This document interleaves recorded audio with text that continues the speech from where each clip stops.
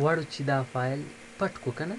دې پراپرټي ته راځو دا خو ریډ اونلی ده کنه موږ د کمانډ په اساس باندې دا ریډ اونلی کړي دي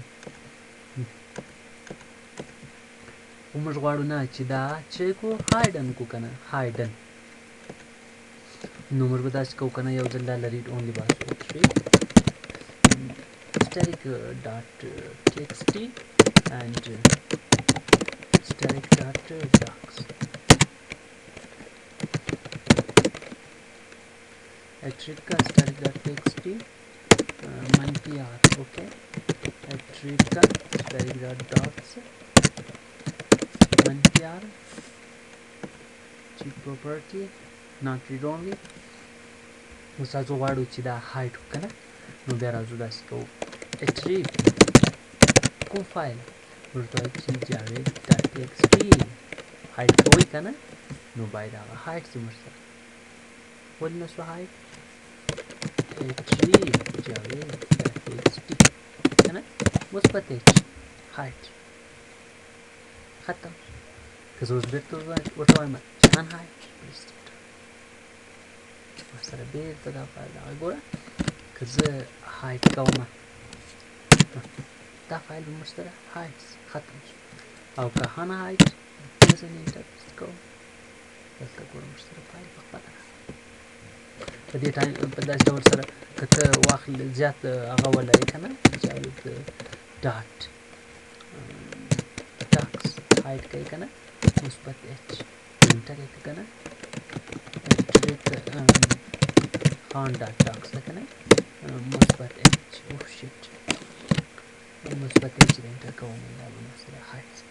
که ته زه داسې زیات فایلونه ولرم که نه دا څونه زیات دي ما سره او غواړم چې دا اوس خان بېرته خان د وو ډاکومنټ ته هغه بېرته شو کومه دا داسې راځم دلته ورته نیګیټیو منفي وهم که نه او اوس ما سره بېرته هم خان راځي زه په عین وخت کولی شم چې دا ټول ټکس فایلونه هایډ کړم زه بیا داسې ورته وایم که نه static.txt ټول نوم درلودونکي چې هر څه نوم وي اما فارمیټ به یې څه وي ډیټا ټایپ ډیټا فارمیټ به یې هغه وي که نه فارمیټ به د دې ډیټا ټکسټ وي انټر کوم یې ټول ما سره هایډ شي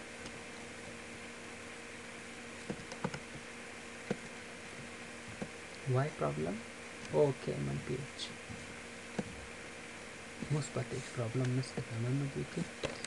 دا انټر کوم او انټر مو نه وهلی که نه بېرته ټول هایډ نه هایډ کړي که نه دا پر ځای به چې ولګوي منفي به ولګوي بس انټر خلاص ټول ډیټا بېرته ماته شو بل سیسټم فایل ده که نه غواړئ چې دا سیسټم ته واړئ بیا ورته وایي اټریب منفي static.txt ټول ټکسټ فایلونه چیرته اړوم مثبت سیسټم ته اړوم که نه اوس به دا ټول سیسټم ته واوښتل دا آل سیسټم فایلز وه هایډم ټیک مارکونه کار نه کوي که اوس دا زه هایډم هایډ کړم که نه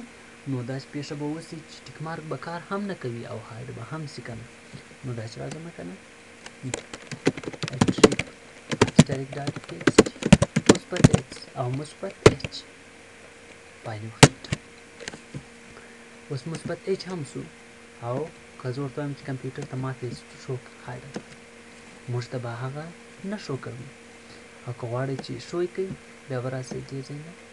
ټیک مارک به ولګوو ویډ ته به راسئ او دا سیسټم فایل به ورته وایي شو کړه ځکه چې هغه هم سیسټم فایل نه و او هم هایډ هم که زه بېرته دا کمانډ ولګوم او دلته چې ورته وکړم منفي ولګوم او دلته هم منفي ولګوم انټر یې کړم نو بیا به ټکسټي فایل نه بېرته ماته شو اوس که دا فایل نه هم زده کړم ما سره مشکل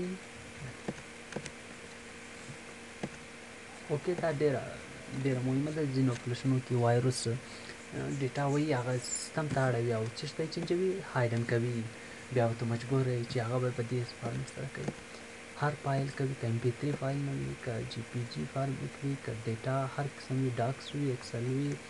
SSDB وي اکسس وي تاسو کولی شئ د دې په واسطه باندې کوئ ټریپ که تصویرونه بیا تاسو ټریپ static.jpg که نه بیا چې پټوئ مثبت اچ او مثبت اچ به ووایي او که پټوئ بیا منفي اچ او منفي اچ